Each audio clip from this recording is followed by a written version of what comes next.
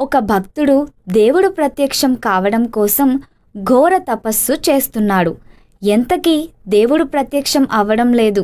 ఒకవేళ దేవుడు ప్రత్యక్షమైతే ఒకసారి స్వర్గానికి వెళ్ళి రావాలని కోరికగా ఉంది అని అనుకుంటాడు.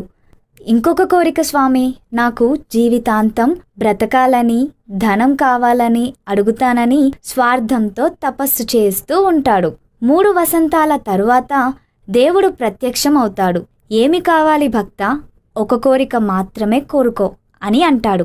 క్షణం ఆలోచించకుండా భక్తుడు, స్వామి స్వర్గం చూడాలని ఉంది అని అడుగుతాడు. అప్పుడు వెంటనే దేవుడు భక్తునికి స్వర్గం చూపించి క్షణంలో కిందికి తీసుకువస్తాడు. అప్పుడు వెంటనే భక్తుడు, ఏంటి స్వామి ఒక్కసారి అలా చూపించి కిందకు తీసుకొచ్చావు, కనీసం 1 గంటైనా స్వర్గంలో ఉండి వచ్చేవాళ్ళం కదా అని అన్నాడు. అప్పుడు దేవుడు, భక్తా నీవు ఏమి కోరుకున్నావు? స్వర్గం చూడాలని ఉంది అన్నావు, చూపించి తీసుకొచ్చాను. నువ్వు ఉండాలని కోరుకోలేదు కదా, చూడాలి అన్నావు, చూపించాను. నీ కోరిక తీరిందా అని అడిగాడు.